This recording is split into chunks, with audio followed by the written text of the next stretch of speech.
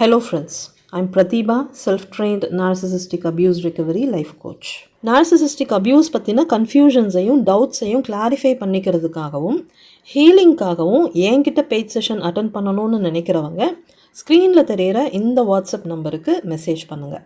நச்சுகள் ஒரு கற்பனையான பிரம்மையில் ஸ்டக் ஆகி இருப்பாங்க.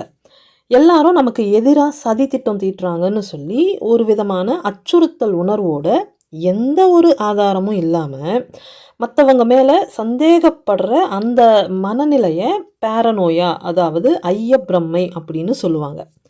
நார்சிசிஸ்டுக்கு இருக்கிற இந்த பேரனோயா மனப்பிரம்மை இல்லைன்னா பிரம்மை அப்படின்னு சொல்லப்படுற இந்த ஒரு மனநிலையை பற்றி தான் இந்த பதிவில் நம்ம பார்க்க போகிறோம். ஒரு நார்சிசிஸ்ட் பெத்தலாஜிக்கல் நார்சிசிசம்ங்கிற அந்த ஒரு டிஃபென்சிவ் லென்ஸ் வழியாக இந்த உலகத்தை பார்ப்பாங்க. அவங்கள சுற்றி இருக்கிற ஆட்களோட ஒவ்வொரு நடவடிக்கையையும் இந்த டிஃபென்ஸ் லென்ஸ் மூலமாக கூர்ந்து கவனிச்சுக்கிட்டே இருப்பாங்க. இதுக்கு பின்னாடி இருக்கக்கூடிய ஒரு விபரீதமான உண்மை என்னென்னா, நீங்கள் என்ன பண்ணாலும் நச்சுகள் அவங்களோட அந்த நார்சிசிசம்ங்கிற டிஃபென்சிவ் லென்ஸ் வழியாக பார்க்கும்போது அதை ஒரு த்ரெட்டாக ஃபீல் பண்ணுவாங்க.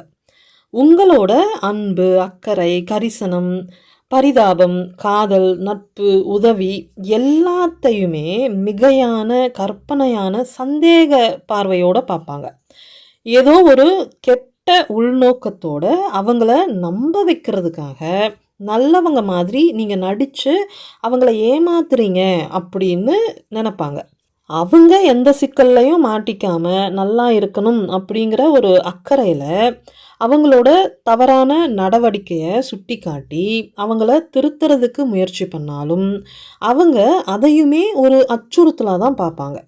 அவங்க தற்காப்புக்காக செய்கிற விஷயத்தையெல்லாம் நீங்கள் மற்றவங்க கிட்ட தப்பாக சொல்லி அவங்கள எக்ஸ்போஸ் பண்ணி அவங்களோட இமேஜை டேமேஜ் பண்ணி அவங்கள அசிங்கப்படுத்துவீங்க அப்படின்னு நினச்சிப்பாங்க. ஒருவேளை நச்சுகளை எதிர்த்து எந்த கேள்வியும் கேட்காம அவங்கள திருத்துறதுக்கும் முயற்சி பண்ணாமல் அவங்களுக்கு முழு ஆதரவு கொடுத்தாலும் நீங்கள் மறைமுகமாக ஏதோ சூழ்ச்சி பண்ணுறீங்கன்னு நம்புவாங்க. மொத்தத்தில் நீங்கள் என்ன பண்ணாலும் எதுவுமே பண்ணாமல் அமைதியாக இருந்தாலும் அவங்க நல்லா இருக்கக்கூடாதுங்கிற எண்ணத்தோட அவங்க வாழ்க்கையை கெடுக்கிறதுக்காக நீங்கள் ஏதோ சூழ்ச்சி பண்ணுறீங்க அப்படிங்கிற ஒரு கற்பனையான நம்பிக்கையிலேயே அவங்க இருப்பாங்க. ஆக்சுவலி இது எல்லாமே நச்சுகளோட இன்செக்யூரிட்டிஸ்னால் உருவாகிற எண்ணங்கள். இந்த எண்ணங்களால் அவங்களுக்கு அவங்களே ஆபத்தாக மாறி போகிறாங்க. ஆனால் இந்த ரியாலிட்டியை புரிஞ்சுக்கிற திறன் அவங்களோட மூளைக்கு இருக்காது.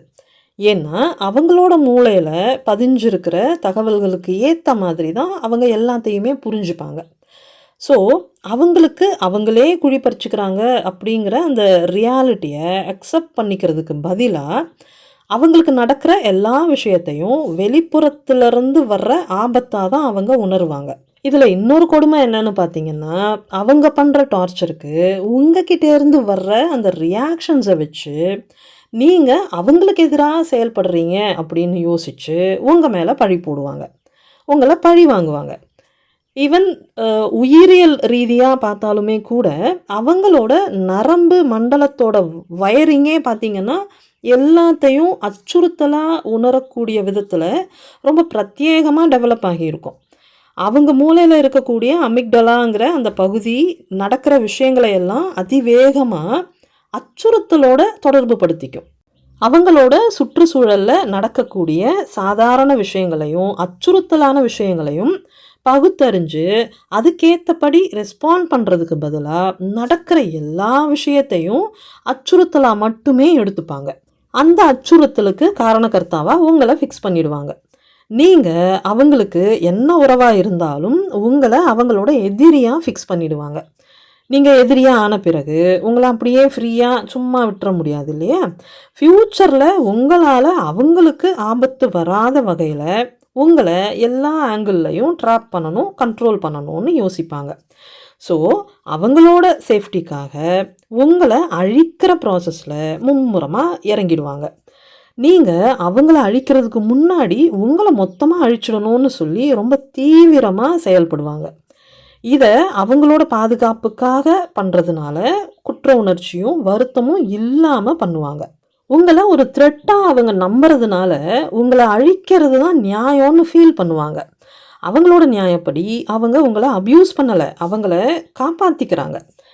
இந்த மாதிரி அவங்களுக்கு இருக்கிற பேரனோயாவால அவங்களோட பாதுகாப்புக்காக உங்கள அப்யூஸ் பண்ணுவாங்க. அந்த அப்யூஸ்க்கு எதிரா நீங்க ரியாக்ட் பண்ணுவீங்க. அதால அவங்களோட பேரனோயா இன்னும் அதிகமா ட்ரிகர் ஆகும். அதால உங்க ரியாக்ஷன்ஸ்க்கு எதிரான அவங்களோட அப்யூஸும் இன்னும் அதிகமாகும். மாறி மாறி இந்த கேம் கண்டினியூ ஆயிட்டே இருக்கும். நீங்க அக்செப்ட் பண்ணிக்க வேண்டிய ஒரு ரியாலிட்டி என்னன்னு பார்த்தீங்கன்னா, நார்சிசிஸ்டோட நீங்க ரிலேஷன்ஷிப்ல இருக்கிற வரைக்கும் அவங்க உங்கள ஒரு த்ரெட்டா தான் பார்ப்பாங்க. அவங்களோட இந்த கற்பனையான டேஞ்சர்லேருந்து அவங்கள பாதுகாத்துக்கிறதுக்காக உங்கள ஏதோ ஒரு வகையில் அட்டாக் பண்ணிக்கிட்டே இருப்பாங்க. நீங்கள் ரொம்ப பயந்த சுபாவத்தோட அவங்களுக்கு எதிராக எதுவுமே பண்ணாமல் அமைதியாக இருந்தாலும் கூட நீங்கள் அமைதியாக அடங்கி போகிறதையே அவங்க ஒரு ஆபத்தான ஸ்ட்ராட்டஜியாக பார்ப்பாங்க. உங்களோட வீக்னஸை யூஸ் பண்ணி உங்களை அழிக்கிறது அவங்களுக்கு இன்னும் ஈஸியாகிடும். ஒருவேளை நீங்கள் மென்டலி ரொம்ப ஸ்ட்ராங்கான ஆளாக இருந்தால் உங்கள் ஸ்ட்ரென்த்தை அவங்க ஆபத்தாக பார்ப்பாங்க. ஸோ ரொம்ப தந்திரமாக உங்கள் ஸ்ட்ரென்த்தை மேனிப்புலேட் பண்ணி உங்களை வீக் ஆக்கி உங்களை அழிக்கிறதுக்கு ட்ரை பண்ணுவாங்க. இதை தான் நீங்கள் தெளிவாக புரிஞ்சுக்கணும். இதில் இன்னொரு ஹைலைட் என்னென்னா, உங்களை அச்சுறுத்தலாக பார்க்குற இவங்க உங்களை விட்டு போகவும் மாட்டாங்க. அதுக்கு பதிலாக நீங்கள் அவங்கள விட்டு போகிற வரைக்கும் உங்களை டார்ச்சர் பண்ணிக்கிட்டே இருப்பாங்க. ஏன்னா அவங்கள பொறுத்த வரைக்கும் நீங்கள் தான் அவங்கள டார்ச்சர் பண்ணிகிட்டு இருக்கீங்க. உங்களோட தேவைக்காக நீங்கள் அவங்க கூட இருக்கீங்க.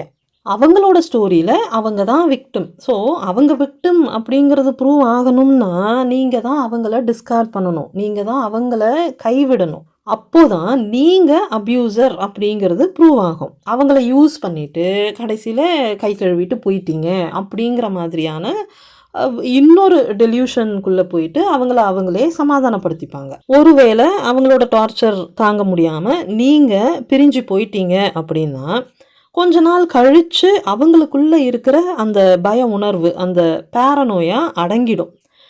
மறுபடியும் உங்களை கன்வின்ஸ் பண்ணி உங்கள் கூட ரீகனெக்ட் ஆவாங்க. கொஞ்ச நாள் எல்லாம் நார்மலாக போகிற மாதிரி இருக்கும். போக போக மறுபடியும் உங்களோட ரியாக்ஷன்ஸால் உங்களை ஒரு த்ரெட்டாக பார்ப்பாங்க. அவங்களோட பேரனோயா ட்ரிகர் ஆகிடும். ஆக்சுவலி அவங்க எல்லாத்தையும் தெரிஞ்சு பிளான் பண்ணி தான் பண்ணுறாங்க அப்படின்னு நீங்கள் தானே சொல்லியிருக்கீங்க. இப்போ இப்படி சொல்கிறீங்களே அப்படின்னு உங்களில் நிறைய பேருக்கு டவுட் வரலாம். கரெக்டு தான். அவங்க என்ன பண்ணுறாங்க அப்படிங்கிறது அவங்களுக்கு தெரிஞ்சு தான் பண்ணுறாங்க. ஆனால் அவங்கள பொறுத்த வரைக்கும் அதுக்கு அவங்க காரணம் கிடையாது. பாதுகாப்பு இல்லாத இந்த உலகமும் நீங்களும் தான் காரணம். அவங்கள காப்பாற்றிக்கிறதுக்கு இதை தவிர அவங்களுக்கு வேற வழியே கிடையாது அப்படின்னு அவங்க யோசிப்பாங்க. இதுதான் இதில் இருக்கிற ஒரு காம்ப்ளிகேஷன். இப்படி ஒரு காம்ப்ளிகேட்டடான நம்பிக்கையோட அவங்க செயல்படுறாங்க. இது கற்பனையான நம்பிக்கையாக இருந்தாலும் நார்சிசிசம் அவங்கள அப்படி தான் நம்ப வைக்கும். இந்த கற்பனையான பயத்திலிருந்து அவங்களால எஸ்கேப் ஆகவே முடியாது. இந்த ப்ராசஸில் இன்னொரு பக்கம் என்ன ஆகும்னு பார்த்தீங்கன்னா, நீங்களும் ஒரு கற்பனையான பயத்தில் ட்ராப் ஆகிடுவீங்க. இந்த சைக்கலாஜிக்கல் ட்ராப்லேருந்து உங்களை காப்பாற்றிக்கிட்டு நீங்கள் வெளியே வர்றதுக்கு பதிலாக நார்சிசிஸ்டோடு சேர்ந்து உங்கள் வாழ்க்கையை நீங்களே அழிச்சுப்பீங்க. உங்களோட மென்டல் கிளாரிட்டிக்காகவும் ஹீலிங்காகவும் என்கிட்ட பேஜ் செஷன் எடுத்துக்கணும்னு நினைக்கிறவங்க ஸ்க்ரீனில் தெரிகிற இந்த வாட்ஸ்அப் நம்பருக்கு மெசேஜ் பண்ணுங்கள். பத்திரமா இருங்க, பாதுகாப்பாக இருங்க, சந்தோஷமாக இருங்க. Bye friends.